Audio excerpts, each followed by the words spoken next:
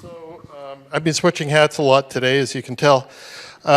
Today, we're talking about bridging recognition and how that context will work. This was an idea I had based on these people I've been interacting with on various levels over the past year.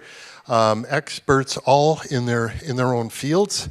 And it's the idea of I guess it's the micro-credential question. How important is formal recognition, and how can that work in both directions? So hopefully we'll make that point today. Just need to switch now and come up with my script.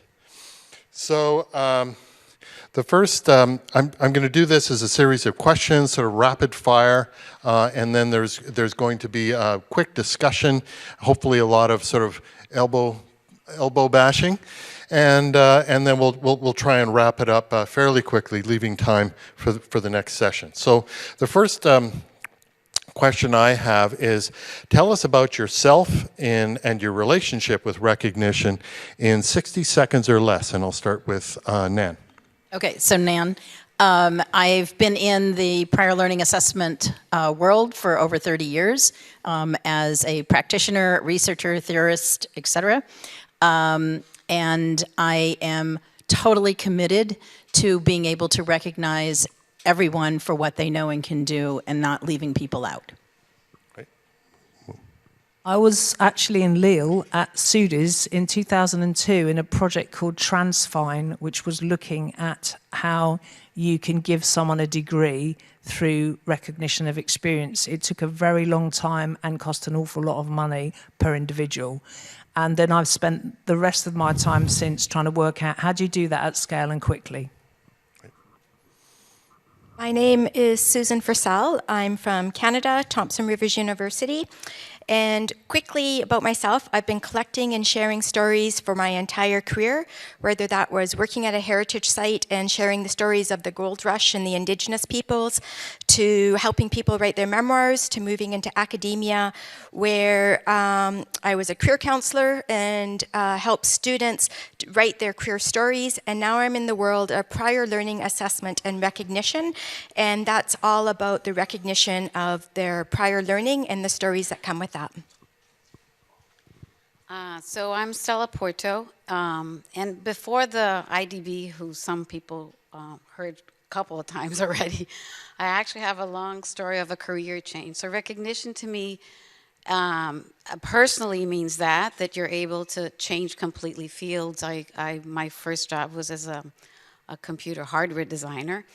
And then I was in academia for a long time, and then I worked for University of Maryland University College, and that was, I think, a basis for doing what I do now, because I not only started there in the U.S.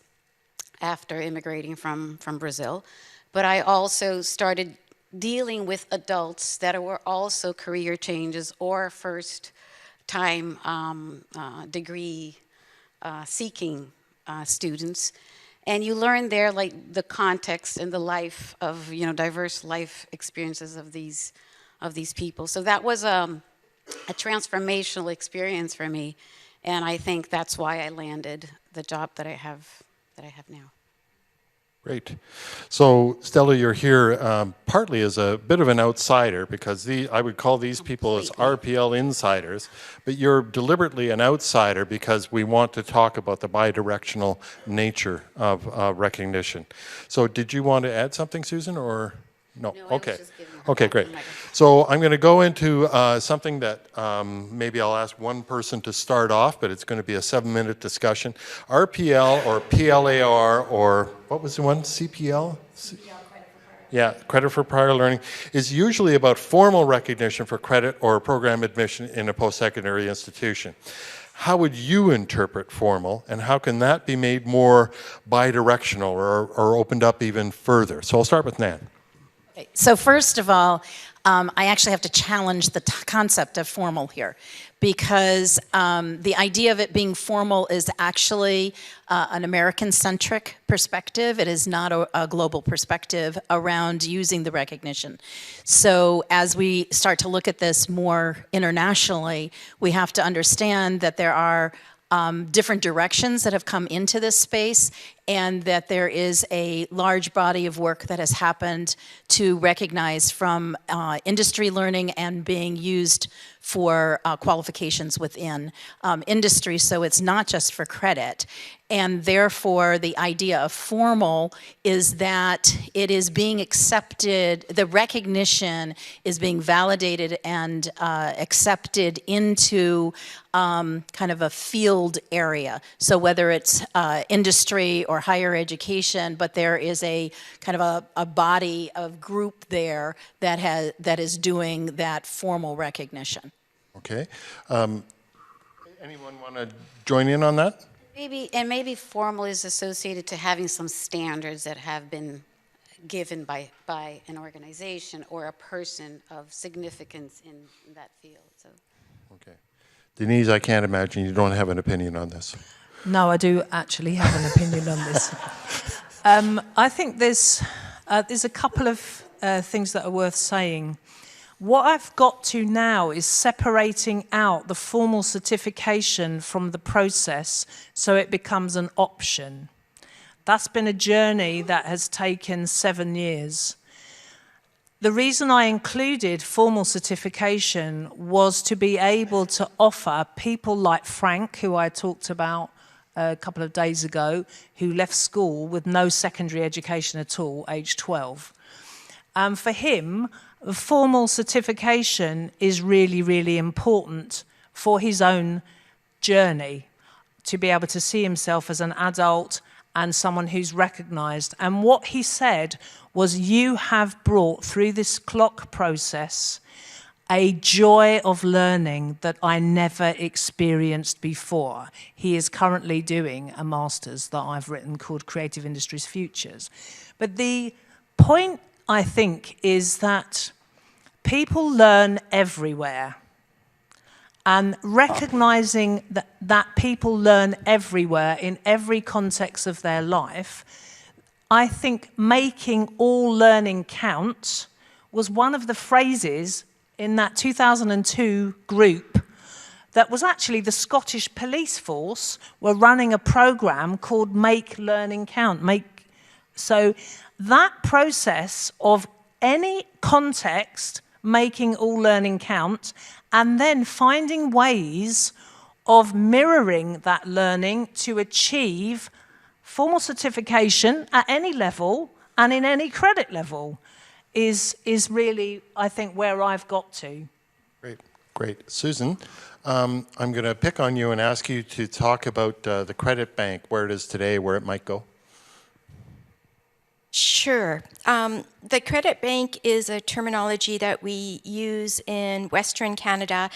I've heard it referred to a few other times over the last couple of days, but essentially it's where we go in and we pre-assess organizations that have training embedded in their company. So for example, it might be the dental hygienist, it might be a forestry organization, it might be Walmart. We go in, we pre-assess it, and when I say pre-assess, what we do is we send in our experts, our subject matter experts, those that teach the courses in our schools. And they look at the curriculum, they look at the assessment methods, they look at a variety of things to see if it's worthy of credit from post-secondary institutions. And if it is, any student that can demonstrate that they've been through that training or that learning, they automatically get credits towards their degree at our institution. So it's a very easy path. And I know our provincial government right now is looking at developing a provincial credit bank that all schools can tap into and is accredited. Great, thanks. This is turning into feel free to jump in. But Nan, you have something? Well, yes, I'd like to come back to something that I said earlier, which is that we have to change our language. Because the minute we say that we have a formal system, that means everything that doesn't fit into that system is not belonging. I mean, when we say it's informal or non-formal, we're dissing it. And so we have got to change the language because, and I'm going to kind of take this from a research perspective, is anecdotal data, it stays anecdotal until it is written down, and then observations are made about it. And then it becomes qualitative data and it's acceptable. And in the same way, when we start to recognize whether it's recognition within a peer community, a community that's doing validation, if it's being applied within certain contexts, such as a working context or a higher education context, any of these environments, and by the way, secondary schools are also starting to look at doing learning recognition. So this is really moving in a very kind of almost spider-like way, all the way out, webbing out, in terms of can we start to be able to recognize what people know and can do in such a way that they can be recognized for it, and in certain contexts, different people need different information around that. So we really have to switch our language. So I think asking the question about, formal is I have to challenge you back and say, no, I don't want to answer it from a formal perspective, because that starts to cut out people and cut out certain types of learning. So how might you characterize the differences in learning? I would say that we don't. That source is agnostic, that we start to look at what people know and can do. We can map it. We can map it against certain, if we need standards or certain ways that we want to be able to describe it, some of that metadata that's behind badges. We just have got to start thinking about how do we change our language so that it is much more inclusive, and we don't keep this hierarchy of somehow higher education is better than anything else. So credited? No, keep away from the word credit. Okay. See, that's interesting. That's my question, and now I'm going to turn to Stella, the outsider. Lots of badges. How many? 180,000, something like that. Kinds of badges. Well, that's over 600, right? Yeah. Issued is Yeah. more than 100. Recognition for those badges. As you scope things 2 or 3 years into the future, we have this taxonomy, we have sort of more formal badges, we have less formal badges. The more formal, we've had discussions about whether those might be plarable. How important is that to your community, that a certain badge might be recognized for credit, or just good enough for the community? It's all contextual. So one of the things that I would say, following on segue from Nan's comment, is that saying not do something is contextual. So for example, one of the conversations we had was like, oh, you don't worry about credit. No. I would love that there is a university that gives credit, because it will help the people that are receiving that be inserted in the systems that they belong to. So I think changing this, you have to change systems that you believe need to be more inclusive in various ways. One of the ways is doing that, but I think policy is a huge thing. So, and influence takes a long time. So you influence by showing examples, but you also influence in really changing legislation. Depending on the country that you're dealing with, a lot of these systems are very centralized. And so it might be very pretty, this, and that, but this won't help the person get where they want to be. Right. So you can't have a conversation that is antagonistic to the system that people need to be at least right there being. Great. So it's okay, Denise, I'm getting signals. You want to? Yeah, what I'd like to talk about is the deficit model. And the deficit model that happens by exclusion, and focusing on that. Particularly, one of the approaches I've used is to take the problem space. The problem space is the attrition in the first year of university, where hundreds and thousands of students have paid a significant amount of money for that first year, and have failed it, have taken a resit and failed that, and then have done either paid for a retake and failed that at cost. And just in the last year, I have worked with over 400 students who fit in that category. And they are doing modules and units and learning outcomes and courses. And what I've done with them is get a clock team to turn all the learning outcomes of 3 modules that they're required, so between 1 and 3 modules, turn it into an industry brief, run it as a collaborative project that they are solving an industry problem. In other words, it has a context and meaning, and then get them to work on that, show the results of that, and they have all met the learning outcomes. They then have gone into the next year, and at least a third of them had 2 1s and firsts, and they would have been cut out, excluded because of failing, because they did not have the context for higher education, and they could work in the context of industry or meaningful projects. And that is why the idea of, I'm looking at the word failure. Failure is the most important driver for people. Learning through failure, but not punishing them through failure. And unfortunately, from secondary education into tertiary education, we keep this nonsense that failure should be avoided, whereas failure should be sought to build innovation and to move knowledge forward. And so I think we need to reverse the space in higher education and encourage failure, but not in relation to learning outcomes, actually moving more of the learning from all areas of the life to be integrated into that space. And it's worked. And that's, I think, the thing I'd really like to share. That's perfect. So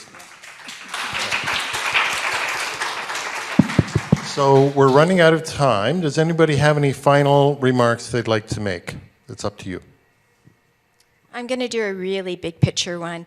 My first career was in history. I love looking at big pictures and patterns.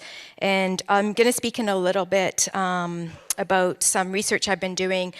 But it's evident that at this point in our history, we're undergoing changes that we've never experienced before at such a pace and with such unpredictability. And I've heard it throughout the last couple of days. What does that mean for formal education?